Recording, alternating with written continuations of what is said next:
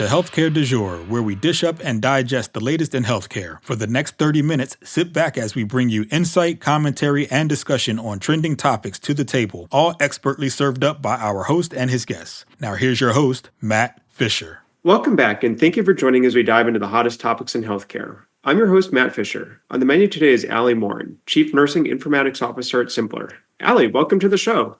Thanks for having me, Matt. So, Ali, what I always like to do before getting into the main part of the conversation is to give my guest a chance to provide more of an introduction in terms of who they are and what they do. So, Ali, the floor is yours. Thank you. Yeah, as you mentioned, I have the privilege of serving as the Chief Nursing Informatics Officer here at symplr. If you're not familiar with symplr, we're a healthcare operations company. So a lot of times people have an EMR, an ERP, and rev cycle, and we believe that we fill the rest of the platforms and opportunities behind those three big things in the triangle. So you think about physician credentialing, you think about time and attendance and staffing and scheduling, you think about making sure that you have compliance and quality and safety solutions in place, as well as keeping track of your supply chain management. So those are really kind of our anchor solutions and our four pillars that we have here at symplr. Yeah, as you said, there's always so many different gaps to have to fill in. And if you can go to one place, that certainly makes it a lot easier. And Ali, the other background question that always interests me is what got you into healthcare in the first place? Yeah, I always love when I get asked that question because the answer is my mom. She told me I was going to be a nurse. So, at a ripe young age of 18, 19, I didn't really know what I wanted to be when I grew up. And she said, I think you'd be really good as a nurse. And I didn't really have any reason not to believe her. So I went that route, and I'm privileged to say that 20x years later, I still am doing it. So it's been a wonderful career. I spent 5 years at the bedside as a PICU nurse. Loved every minute of that, but then got drawn away when the opportunity to implement an EMR. So go from paper to EMR. I'm dating myself, I'm sure, but in the early 2000s, jumping away from the bedside was an opportunity that I couldn't say no to because it's just such a great space to be in between, the bedside and the technology and kind of translate and understand the needs of the bedside, but also understand the requirements of the technology and really translate and make those kind of bridge that gap between those two departments and organizations. Yeah, and actually that raises a great point. As you're talking about bridging the gap between the actual delivery of care and the technology, from your perspective, do you see that there is enough conversation that happens there, or what could be done to encourage more and have it occur on a deeper level? Yeah, I would say that today there's probably not enough clinicians at the table when it comes to just making decisions about technology. I think there's a lot of opportunity for them to have a seat, and they're not always recognized. One of the things that we identified in our Compass survey that was released not too long ago is that the divide continues to widen between what IT believes is their priority and what the clinical and operational leaders believe is their priority. And so the more that we can ensure that everyone's at the table making decisions about technology is important. And talking about that divide in priorities, from the clinician perspective, what are the top priorities? Right now, it's so much about burden, reducing the burden, reducing the administrative burden, reducing the technology burden, of course, staffing and the schedule, making sure we have enough people to take care of the patients. Burnout is a big problem. And, many of those things all tie back to either too much technology or technology that's not used and effectively leveraged for what it's supposed to be. We know that there's a lot of organizations who put technology in place, but then maybe never go back and see what they have. And so making sure that we're not just adding technology, day in and day out, thinking that we're solving a problem. If we don't ask the people what the problem is they're trying to solve, we're never going to know if what we implement does that. So, and then kind of on the other side, since you kind of sit in both worlds, what is the IT perspective and what are their priorities when they're looking at and then implementing technology? Yeah, right now the focus is so heavy on cybersecurity, which is something that kind of swung this year after the breach earlier in the year. There's a lot of IT people who are saying, hey, not only do we need to get our house in order and make sure that our internal systems are secure. Anybody we go talk to that we're going to bring into our organization, we need to make sure that they are equally as secure and they're not bringing in a cybersecurity threat to our organization. So we've seen on the symplr side, we've seen a lot of organizations kind of almost pause in some of their evaluations. Lots of security assessments are being sent out. A lot longer security assessments are being sent out from the IT perspective because it is really something they're so focused on, which is a little bit of a divide. Last year in our survey, we noted it was kind of aligned that having enough staff and the staffing shortage was really a priority for everybody. Yeah, no, that's very interesting. So it kind of feels like a baseline. Those priorities should be aligned, because obviously you want to very thoroughly vet a solution before you bring it in, and vetting from the kind of those different perspectives that you raised. So what do you think would be some of the effective strategies to get the different stakeholders communicating better and working more hand in hand as they're both evaluating upfront and then ongoing evaluation, to your point, because you can't just keep throwing new solutions in there and forgetting about the ones that you've had, or potentially just having to create layer upon layer of tools that you're using that may not function so well together. Yeah, I mean, I had the privilege to work in two organizations that were magnet organizations, and the foundation of magnet organizations is really ensuring that the bedside staff have a voice and a say, and are empowered to be participants in their environment, not just their practice environment. And we'll talk about technology, but making sure that you have that voice from the ground up, so that there's somebody sitting on a informatics shared governance committee saying, why do we have to document this same thing 9 times in one shift? Making sure that person then sits in the next meeting that says, hey, we want to implement this new ambient listening into your documentation. Making sure that person and those people continue to be participants from the clinical perspective is critical, because they need to believe in it, whether it's AI, whether it's a new pump, whether it's, they need to believe that the technology is going to help them in some way and not just add to their day. Yeah, no, that's a great point, because it's, so easy to, maybe fall victim to the hype or the sales pitch around something, but not understand how it fits into the actual workflow that's happening, if you're not experiencing it on that day-to-day basis. Yep, absolutely. So you kind of just in that last answer, mentioned AI, which is obviously a growing topic, and it both from conversational purposes and from development within technology. So I guess before we get into its impact, I would love to know how do you define AI? And what does it actually mean to you in practical purposes? Since I think there's a lot of potential confusion around what is encompassed by the term.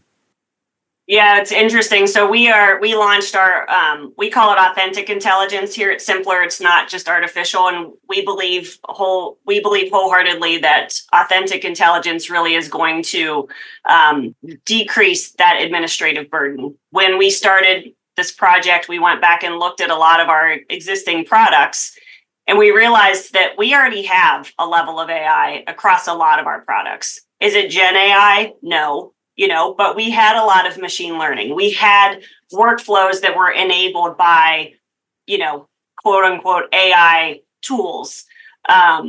So it was interesting as we jumped into that next phase of building our authentic intelligence out. We already had a foundation to work from.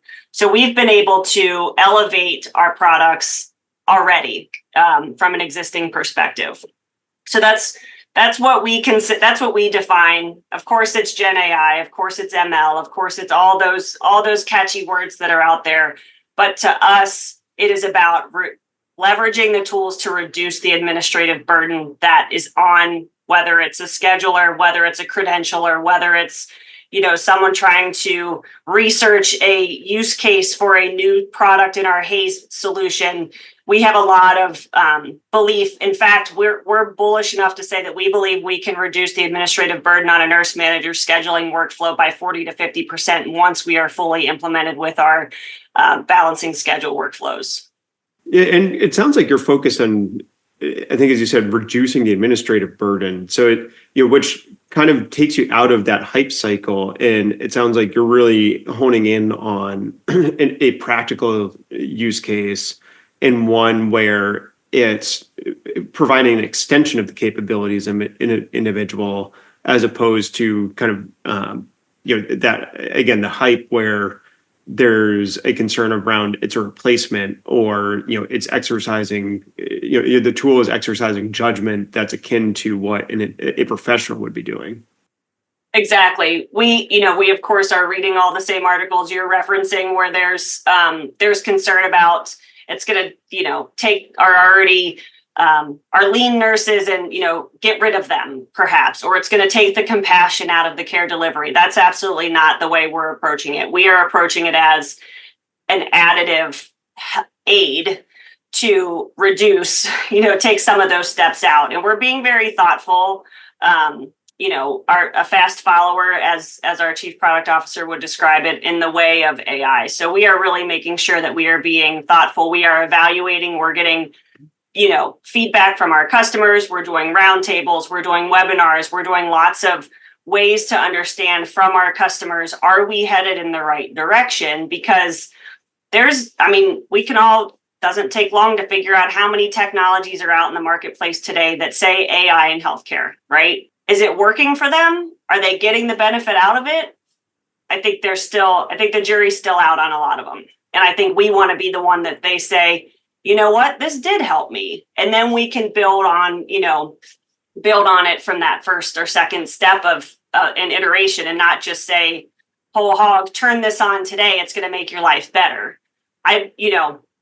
I believe that they need to believe in it. They need to trust in it. And then they're going to get their peers to trust in it. And then it's going to, then we'll have that kind of tipping point where our solutions will become the ones that they say, I believe that I can build this schedule faster because I trust what they've put in front of me. And I can tell them if it's wrong. I tell the story about, I get in my car every Sunday morning, and my phone says, are you going to church? It's like, how does that know I'm going to church? Maybe on a Sunday, I want to go somewhere else than church, and, tell it it's wrong, and that's okay, and give it feedback, and it'll come back and identify with you whether it's right or wrong. So that's the way we're kind of thinking about it. Yeah. And, as you talked about, getting feedback and creating the opportunities for interaction and learning from, the folks who are actually using the tools, what maybe one of the more surprising pieces of feedback that you received that, maybe changed a perception that you had about, what was potentially a benefit that you thought existed within one of your tools?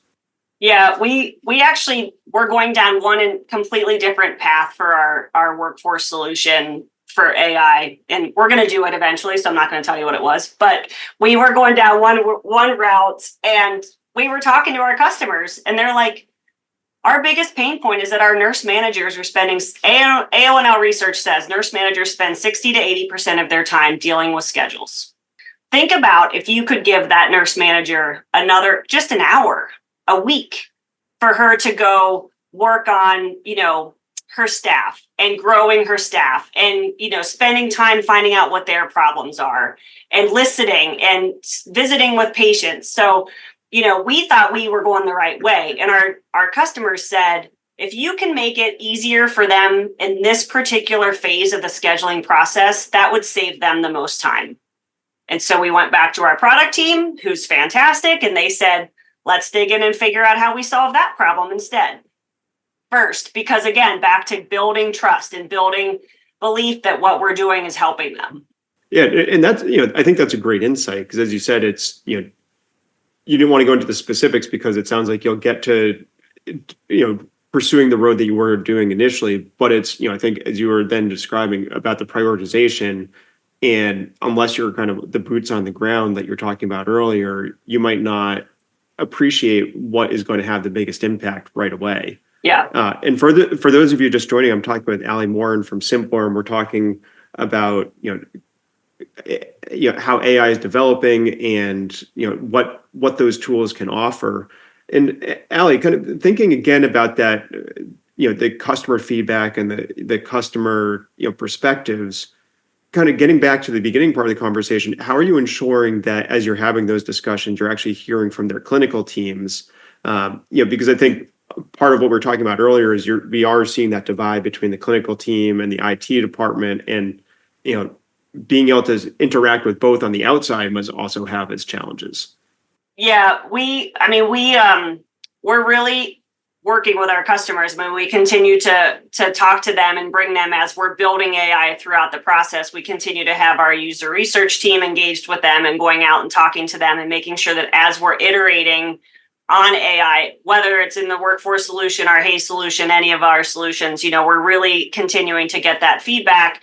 But I would encourage customers to make sure that they are getting the same from their clinicians as well. I think it's super important that we talked about, IT has their priorities, clinical has their priorities, and operational leaders have their priorities. There needs to be a governance model, and there needs to be an understanding in the organization, whether you operationalize AI into an existing technology governance or you stand up your own technology or your own AI governance model internally, you need to make sure that you have all of those stakeholders in the room when you're considering implementing AI. Because IT obviously has their own priority with what AI is going to solve. Operational leaders have their own. So as you're prioritizing across the organization, making sure that those three people are sitting together and looking across existing vendors too, right? There's a lot of reason to look at your existing partners and try to consolidate down as many partners as you have, to make sure that you are leveraging who you have. You're not going out and buying a new shiny object when you already have, potentially the opportunity to use somebody you're already talking to. Yeah, and that's certainly, kind of, as you said, if you're kind of trying to consolidate and not, spread too thin, that obviously helps with, most likely helps with budgetary pressures. It can help with cybersecurity issues. But then I guess there's also, like everything, there's always positives and negatives. But, I think you alluded to one of the breaches that kind of drove the focus on cybersecurity. Over-reliance on one tool can also create its own issues, because if that goes down or something happens to that, then you start to see this ripple impact across the entire organization that might not have been anticipated. Yep, that's fair too. Yep. So kind of, as we're talking about that kind of adoption piece and and effective utilization up front, what do you think can be done to create a better likelihood of success and buy-in from all the stakeholders that you've been talking about? I mean, I'm probably sound like a broken record, but making sure everyone's at the table. I know that our Compass survey showed that 81% of IT leaders have unvetted shadow IT solutions in place. Well, if you've got those in place, you're maintaining those. So you've got people dedicated to that. Perhaps if you got rid of those, you could have people dedicated to a higher priority from a problem that the clinical people brought to the table. 72% of the clinicians we surveyed said they wanted more say in technology decision making. So they want to be a part of it. So you need to figure out how to get them to the table. And then that if you don't, your lack of alignment, you're just going to have lower quality outcomes, and you're going to continue to face, to your point, financial challenges because you're spending money on solutions that you're not getting the outcomes you expected to get on them. And as you said, if clinicians want to be at the table, considering from your personal experience, you did make that transition from direct clinical treatment to helping with the technology implementation and now being on the technology side. What do you think might be some of the skills or some of the background that can help the clinicians kind of self-promote and get themselves to the table if they're not being invited proactively? I mean, certainly. So I've been working very closely with AONL on developing digital competencies for nurse leaders, because what we've come to realize is, myself as well as nurse executives from other vendors in the healthcare space, when we go and transparently try to sell software to a healthcare system, oftentimes the seat with the nurse leader is vacant. And what we've figured out is part of that is because they don't feel like they have the skills and competencies or understanding necessarily of why they should be there or to ask to be there or, what the technology opportunities even are. So we're really working to elevate the nurse leader themselves so that they can say, if I can't sit there, Ali needs to be sitting in the table with me because she's identifying who those, direct or indirect leaders, whether they're named or just, serve the role, are available to participate in those discussions. So it's really about making sure that, bringing them to the table is one thing, making sure they're educated to sit at the table is a different thing. And we're working on both of those. And from that educational perspective, what are some of the more important areas or foundational areas that should be included in that education? From a nurse leader perspective, we really look at it that the guiding principle document has 6 guiding principles, and it's all the way from making sure you build a team around technology from a clinical perspective, all the way to making sure that you've got data and analytics and evidence to prove at the very end, and everything in between from decision-making about technology, implementing technology and expected outcomes, to that point around data and analytics and being able to loop it back and say, we've gotten what we wanted initially, let's go back and optimize, and making sure that the nurse leader has the ability to understand that those are the types of things that she needs to do. She needs to sit alongside, I say she or he needs to sit alongside her IT counterparts. She needs to ensure that there are opportunities for her team or his team to be a part of that decision making. And it's really just empowering them to understand that this is also part of their role, as much as staffing, scheduling, budgeting, FTEs,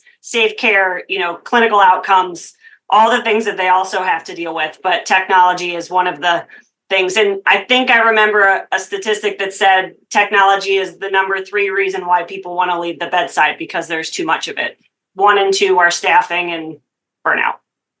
So, kind of thinking about that from, if technology is not right now meeting all the needs or, misaligned with the needs from that direct clinical care perspective, what do you think can be done in terms of once a tool is there to help drive that effective utilization? I know that kind of ties into a lot of that, what we've been talking about, but it's, if you're, kind of maybe going to an extreme example, but just, on the clinical side, given a tool and said, here, you have to use this, are there kind of strategies that can be used to drive effective utilization and, help then foster that kind of ground up kind of involvement and interaction that you were mentioning earlier?